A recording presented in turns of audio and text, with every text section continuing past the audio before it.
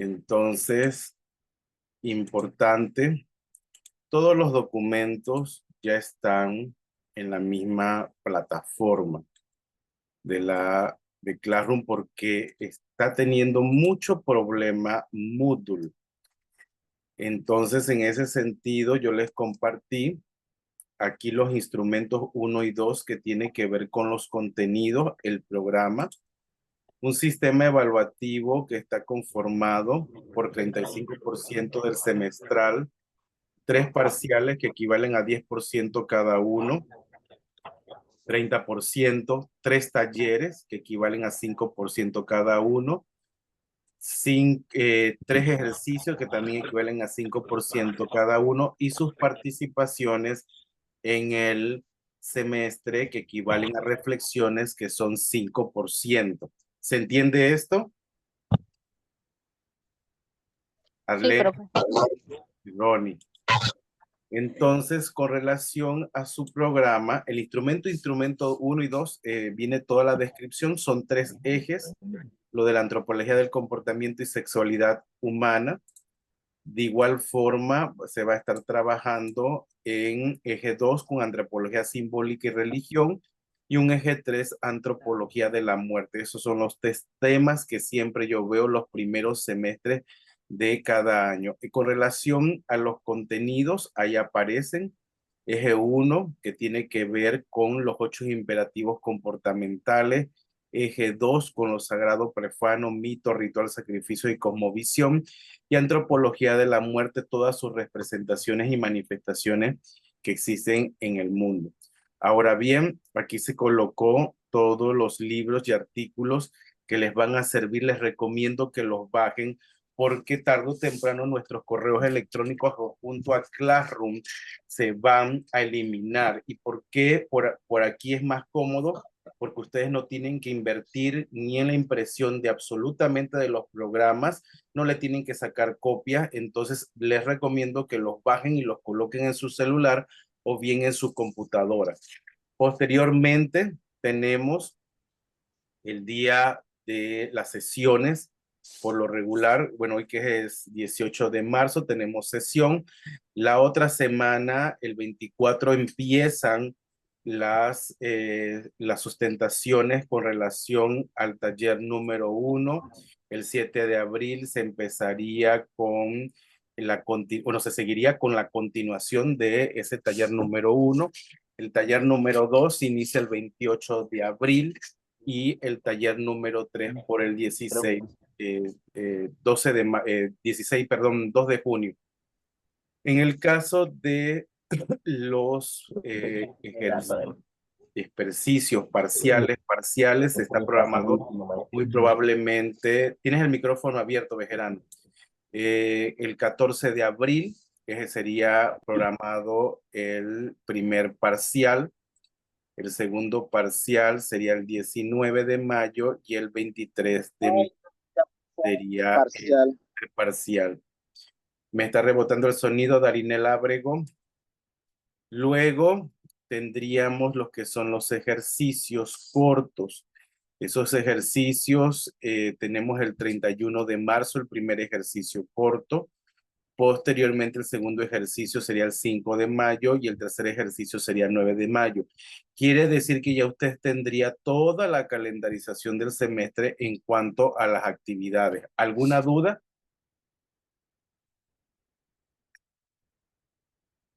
No olvide reunirse con su grupo. Ya están los temas en torno a lo que se tiene que hacer como exposiciones. De hecho, aquí los puse, los temas del taller 1. Tienen, es el lunes 24 de marzo, 5 individuos van a tener 15 minutos y los temas así, todos los aparecen aquí del 1 al 26 que tienen que ver con sexualidad humana. Para que trabajen con anticipación, los temas 2 son 25 temas, aquí están del módulo o eje 2 y también aparecen aquí los del eje 3. Ahí serían 12 temas para que todo lo elijan con anticipación y lo tengan con tiempo y forma. ¿Alguna duda?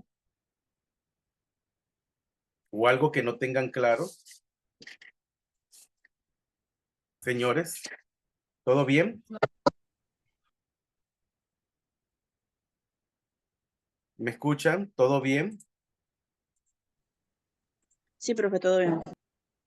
Muy bien, bueno, después de explicado cada una de los sistemas evaluativos y el programa, bueno, vamos a dar inicio a lo que es la antropología de la sexualidad. Déjenme admitir algunas personas que están llegando. Juan Cima, Saúl Santiago, prendan la cámara, por favor. Igual Darlenis, importante que prendan sus cámaras.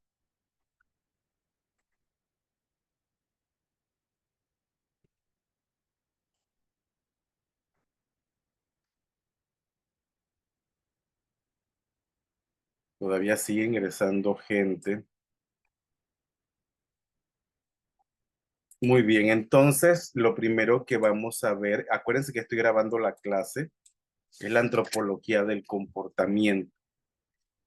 Por allá del siglo XIX, este va a ser trascendental para todas las ciencias antropológicas, donde se van a desarrollar a velocidades y ritmos diferentes. En aquella época se van a establecer los primeros debates sobre las diferencias entre los grupos ancestrales, sus orígenes y su distribución. En cuestionamiento estaban no solo las raíces y las descendencias del ser humano, sino también de las grandes civilizaciones, en especial todas ubicadas o aquellas ubicadas en el Mediterráneo, como la romana, la griega, la egipcia y la mesopotámica. Así se concebía la antropología, un campo que en esas nociones que platiqué, posteriormente le va a corresponder a la antropología física. Ahondando en la antropología, esta es una ciencia que estudia la humanidad, a las sociedades pasadas o presentes, estudia la calidad de vida, ayudando a explorar las fronteras de la experiencia humana. Y en este sentido, permitiendo no solo comprender nuestras problemáticas, sino también cómo hacerles frente en el devenir histórico. Y por eso también la disciplina antropológica se ocupa de responder preguntas vinculadas a la evolución cultural y a los mecanismos identitarios de cada generación. Nos interesa cuestionamientos como quién soy, de dónde vengo, quién seré, si están emparentados los seres humanos que viven en otras regiones del planeta, cómo me afecta lo que ellos hacen, o por qué hablan los pueblos diferentes lenguajes, o si realmente las naciones indígenas mexicanas recorrieron todo el camino desde el Asia meridional, pasando por el estrecho de Bering hasta el extremo de Sudamérica. ¿Por qué? ¿O qué diferencia a los seres humanos del resto del mundo animal? Si es el empleo de herramientas, un desarrollo del lenguaje, una inclinación hacia el hecho, el fenómeno o la manifestación religiosa. O bien cuestionamiento si es vital promover sistemas agrícolas más eficaces o una mejor salud nutricional y ocupacional, una planificación familiar o un sistema educativo más elevado allí donde nunca ha existido. En otras palabras, entonces, la antropología, una ciencia que estudia al individuo y trata del sentido que los grupos biológicos humanos le dan a su existencia. Por ende, analiza las formas de representar y simbolizar que tienen los sujetos y cómo construyen una identidad a partir de las diferentes concepciones que tienen acerca del mundo que les rodea. Esta forma que nosotros percibimos a nuestro alrededor se le denomina cosmovisión, pero también dentro de las comunidades existen los mitos de creación que se le denomina cosmogonía, manifestaciones religiosas que se le denominan hierofanía, o también las cratofanías que son los matrimonios sagrados entre los dioses. Entonces la antropología estudia al ser humano de una forma integral y su aspiración es producir conocimiento no solo sobre el hombre y la mujer como parte de una sociedad, sino también sobre la evolución biológica de nuestra especie, los modos de vida de los pueblos, las estructuras sociales y la diversidad de expresiones culturales y lingüísticas. ¿Se entiende lo que es la antropología? Señores, la traducción literal es las leyes del ser humano. ¿Se comprende eso? Sí, profe. Muy bien. Ahí tenemos las ramas de la antropología, arqueología, que es el estudio de la cultura material de las poblaciones pasadas, es decir, todo aquello que el ser humano nos dejó en torno al pasado, como edificaciones, cestería, orfebrería, pintura mural, bajorrelieves, entre otros. La etnología estudia las costumbres, tradiciones, creencias de los pueblos, muy parecido a la antropología social.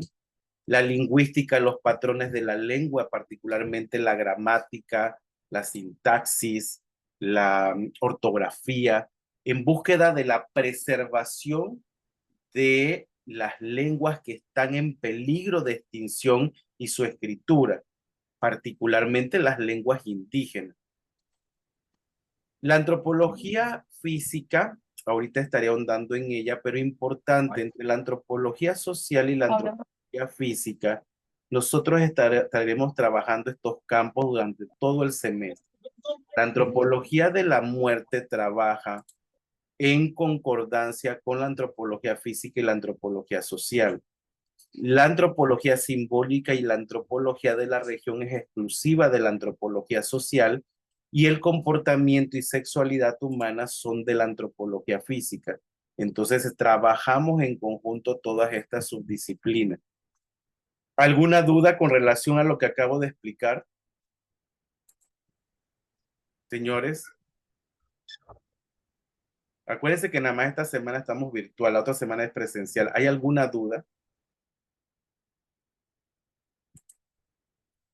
Entonces, vamos con lo que se entiende como antropología física. La antropología física estudia la variabilidad de los grupos humanos en diferentes regiones del planeta, desde el pasado hasta hoy día. ¿A qué me refiero con variabilidad humana? Nos parecemos, pero no somos iguales. ¿Qué entienden ustedes por eso? Nos parecemos, pero no somos iguales.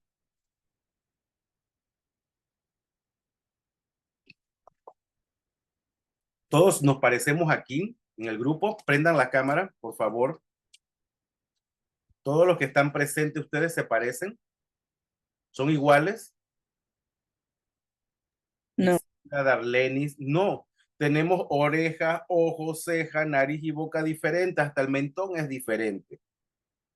Y no somos iguales porque tenemos formas de pensar también distintas.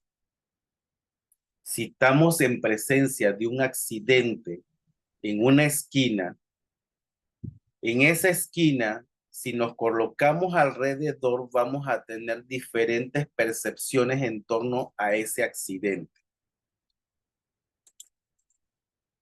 Fija su atención en las características físicas y sociales que van a distinguir a una población de todas las otras y que pertenecen a una tradición diferente. Características físicas, lo que mencioné ahorita, los somatotipos, y caracteres heredados ancestralmente como este triángulo que se hace en la frente. ¿Cómo se llama ese triángulo, Juan Cima? Desconozco, profe. ¿Alguien que sepa? ¿Cómo se llama ese triángulo que aparece en la frente? El pico de viuda. También tenemos las entradas en la frente. En la oreja, en lo que es el pabellón de la oreja, aparece un triángulo que se le conoce como tubérculo de Darwin. los dedos supernumerarios. En la frente tenemos lo que es el hueso frontal, la sutura metópica, que es la línea que ustedes ven en esa frente. ¿Se entiende? Como características sociales, todas esas prácticas relacionadas con la reproducción, las concepciones de la muerte, el matrimonio, el sacrificio y autosacrificio humano, el infanticidio, la edad de entrada a la unión, a las relaciones sexuales. También tenemos, por ejemplo, todo lo que tiene que ver con patrones demográficos, mortalidad, natalidad, esperanza de vida, fertilidad, entre otras. Buenos días, profe, disculpe. Dígame. Hola Claudia, ¿cómo estás? Voy a poner dos ejemplos que son muy emblemáticos. Uno es la ofrenda de muertos y la otra es la Santa Muerte. El culto a los muertos se ha manifestado en diferentes culturas de Europa, de Asia, como las civilizaciones chinas, árabes, egipcias. Y en las culturas indígenas americanas no ha sido de menor importancia, donde la visión y la iconografía sobre la muerte son notables debido a ciertas características especiales. Podemos tener un sentido solemne, puede ser jocoso, puede ser festivo, puede ser religioso. Entonces, la muerte es un personaje omnipresente con una riquísima variedad representativa. Puede ser protagonistas de cuentos, protagonistas de leyenda, puede ser un personaje crítico de la sociedad, puede ser una diosa, etcétera. En las culturas indígenas americanas, ellos concebían a la muerte como una unidad dialéctica, este binomio vida-muerte, lo que hacía que la muerte conviviera en todas las manifestaciones de su cultura, que su símbolo glifo apareciera por doquier y que se le invocara en todo momento y que se representara en una sola figura, y es lo que ha hecho que su celebración siga viva en el tiempo. De hecho, es una ardua tarea entender la muerte y su significado, labor que abarca momentos de innumerables reflexiones, de rituales y ceremonias de diversa índole, lo que ha erigido el máximo símbolo plástico de la representación de esta festividad, pues es el famoso altar de muertos. Este altar de muertos, si ustedes ven del lado izquierdo, tiene 3 escalones. El de 3 escalones significan los 3 planos: celeste, terrestre e inframundo. Del lado derecho está el altar de 7 niveles, que significan los 7 pecados capitales. Por ejemplo, ira, gula, soberbia. De eso depende el nivel que usted quiera representar. El orden puede cambiar de acuerdo a lo que es la familia.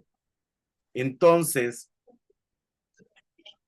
es una ardua tarea entender la muerte y su significado. Es una labor que abarca momentos de innumerables reflexiones, rituales y ceremonias de diversa índole, lo que lo ha erigido el máximo símbolo plástico de la representación de esa festividad, que es el altar de muertos.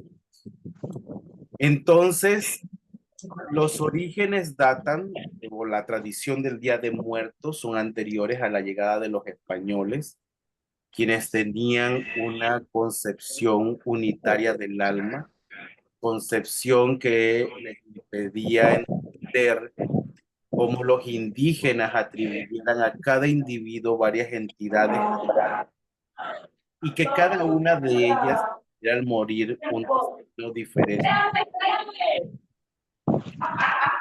Elvia,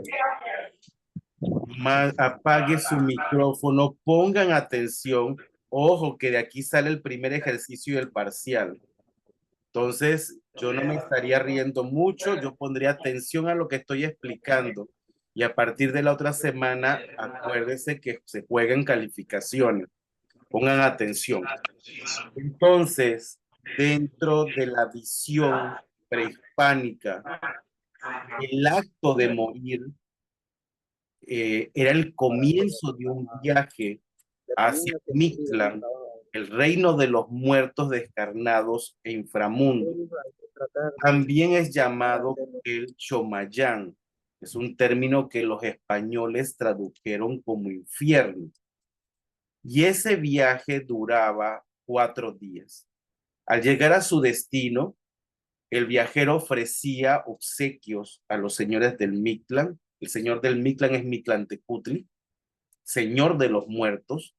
Su compañera es Mitecacíhuatl, que es la señora de los moradores del recinto de los muertos. Y esto lo enviaban a una de sus nuevas regiones, donde el muerto permanecía en periodo de prueba de 4 años antes de continuar su vida en el Mictlán y llegar así al último piso, que era el lugar de su eterno reposo, conocido como Obsidiana de los Muertos. Entonces, gráficamente, la idea de la muerte como un ser descarnado siempre estuvo presente en la cosmovisión indígena americana, de lo que hay registros en las etnias totonaca, nahua, mexica y maya, entre otros.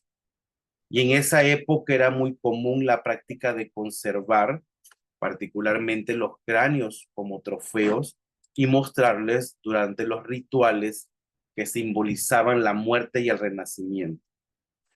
Entonces es importante mencionar que nosotros celebramos el Día de Muertos el 2 de noviembre, pero los indígenas lo celebraban durante todo el mes de agosto, que corresponde al 9º mes del calendario solar mexica. Entonces, es importante señalar que para los indígenas la muerte no tenía la connotación moral de nuestras religiones cristianas, en la cual la idea de infierno o paraíso significa castigo o premio. Los antiguos mexicas creían el destino del alma del muerto estaba determinado por el tipo de muerte que había tenido y su comportamiento en vida. Por citar algunos ejemplos, las almas de los que morían en circunstancias relacionadas con el agua se dirigían al Tlalocan o paraíso de Tlaloc, o los muertos en combate, los cautivos sacrificados, o aquellas mujeres que murieron durante el parto, llegaban a Omeyocan, ese paraíso del sol que es pedido por el dios Huitzilopochtli, dios de la guerra. Entonces el Mictlán estaba destinado a los que morían de muerte natural. Los niños muertos tenían un lugar muy especial llamado el Chichihuacuaco, donde se encontraba un árbol de cuyas ramas goteaba leche para que se alimentaran. Es importante también mencionar los entierros prehispánicos. Todos los entierros prehispánicos, la mayor parte de ellos llevan acompañantes y ofrendas. En ese sentido es donde surge el sacrificio de exequias, donde tienes a un personaje con sus sirvientes que le sirvieron en vida. Si él muere, se hace sacrificio de los sirvientes y se entierran con él. Y junto con ellos pueden haber animales, particularmente mamíferos y aves como el perro y la lechuza, que son excelentes guías de los muertos al inframundo. ¿Dudas hasta aquí? ¿O algo que no tengan claro? ¿Dudas?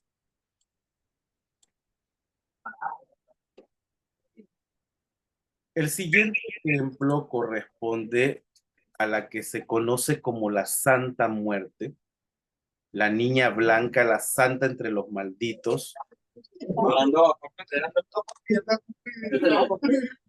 Señores, pongan atención, por favor. luego van a estar chillando.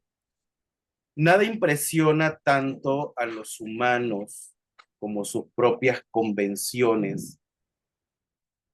Escribió un día este escritor llamado Fernando Savater para ilustrar las angustias y los temores de la sociedad frente a el cambio de siglo y de milenio.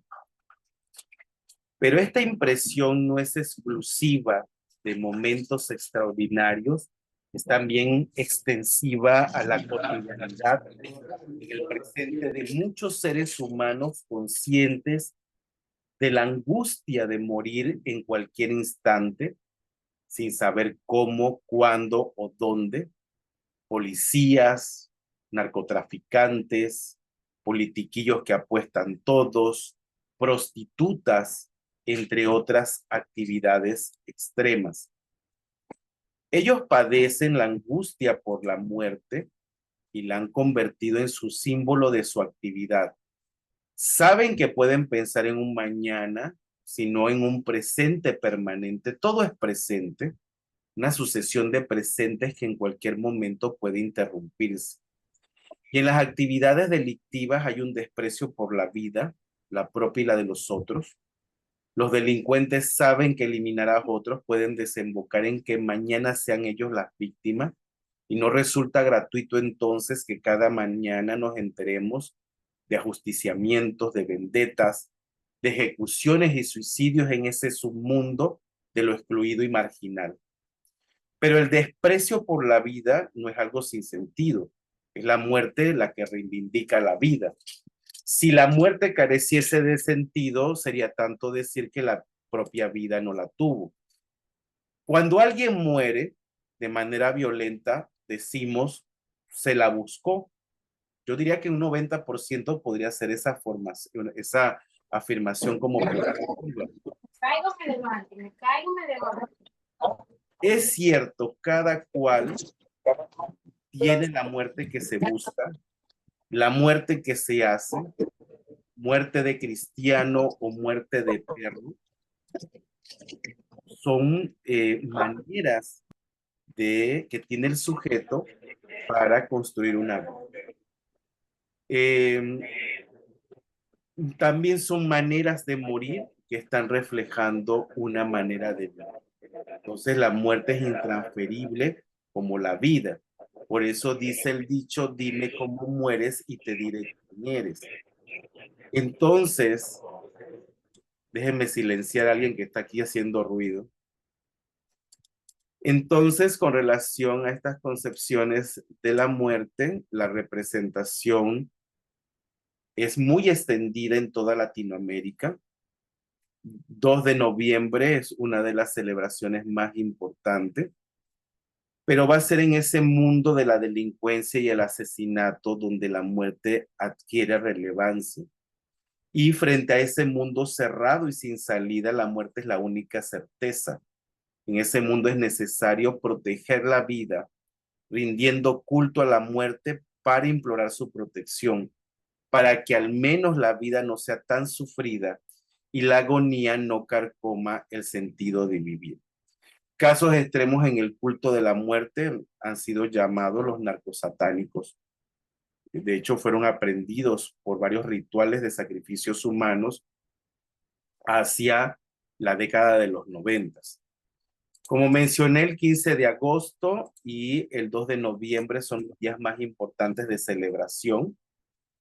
Y cuando los indígenas adoraban un esqueleto al que llamaban muerte en un poblado de Mesoamérica, había testimonio desde que ese culto había permanecido por lo menos desde el posclásico.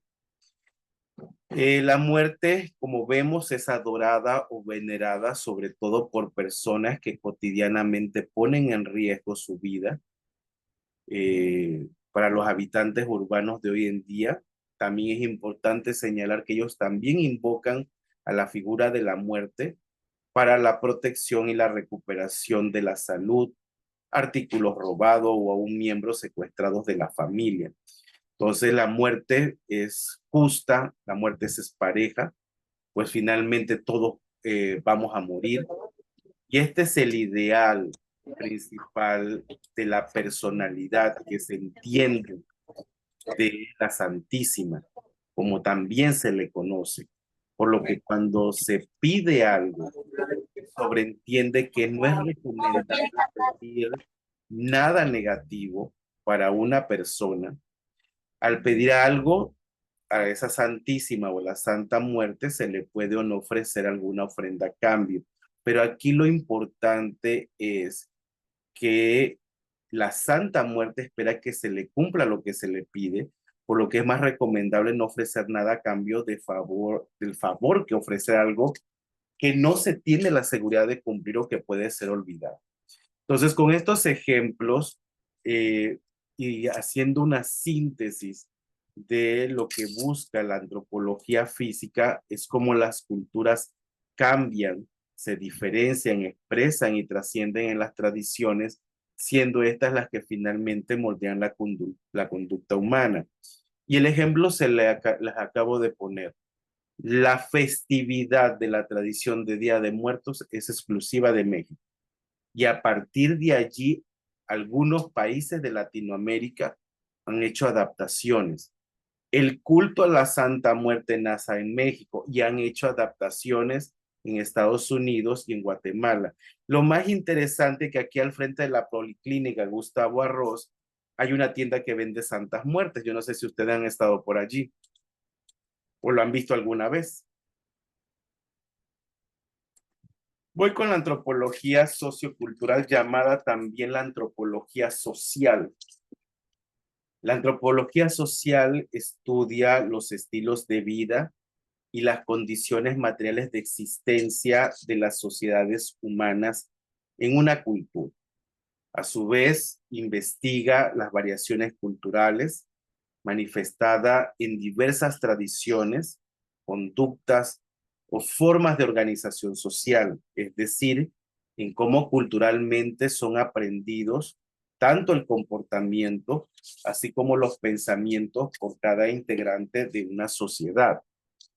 En otras palabras, se considera una disciplina que se ocupa de la descripción y el análisis de las culturas, hablando de las costumbres culturalmente aprendidas, ya sea del pasado o bien del presente.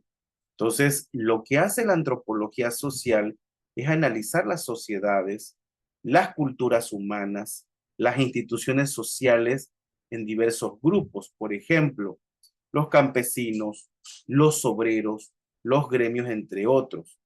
Por ende, observa, analiza y explica la diversidad humana, la vida social, las creencias, las tradiciones, las costumbres, desarrollando por un lado similitudes, elementos compartidos y diferencias, y por otra parte las transformaciones y las pertinencias en los diversos sistemas socioculturales.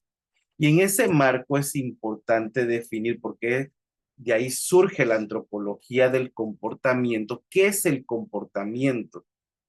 El comportamiento humano es el resultado casi lógico y mensurable de sus características biológicas y de las presiones ejercidas sobre estas por el medio tanto biofísicas como sociocultural.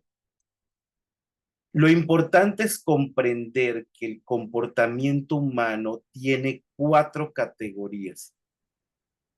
Todos los seres humanos tenemos un comportamiento territorial que corresponde a la ocupación de un espacio determinado. Todos los seres humanos tenemos un comportamiento agresivo, la capacidad de defender o mantener alguna propiedad o característica con respecto a los demás. Todos tenemos un comportamiento sexual que tiene que ver con estrategias reproductivas que ejerce una población para mantener su vigencia. Y todos tenemos un comportamiento inquisitivo, que es esa tendencia a satisfacer la curiosidad de reconocer el medio. ¿Se entiende estos 4 tipos de comportamiento? El territorial, el agresivo, el sexual y el inquisitivo, ¿se entienden? Señores, ¿sí o Sí, no? profe, sí, profe. Muy bien. Entonces, lo primero que necesita un individuo especie como el humano es un territorio. Para ello requiere hacer uso de su visión desarrollada al vigilar una zona restringida para desarrollar sus otros comportamientos y capacidades, por lo que la inteligencia y las emociones le ayuda a la percepción y reconocimiento del mismo. Y ojo, entre más grande es el cerebro, se es más sociable y se requiere mayor territorio. Y justo aquí se inserta la agresividad para la defensa territorial, que se hace más vigorosa cuando el territorio se va reduciendo. Y en el caso del animal humano, el cambio genético para la expresión de la agresividad propició la tolerancia entre los individuos del mismo grupo, aumentando con esto la cohesión social para ayudar a mantener un territorio, una pareja y otras metas necesarias para la reproducción. Y dentro del territorio y manteniéndolo gracias a la agresividad, se presenta la sexualidad para perdurar la especie. Y así, una vez que se asegura la continuidad de la especie, los individuos por su inquisitividad comienzan con sus niveles de inteligencia, resultados del volumen y complejidad cerebral, a conocer y aprender de su medio de formas, maneras ajenas a los imperativos, de conocer y aprender a su medio ambiente, a su ecosistema. ¿Se entiende?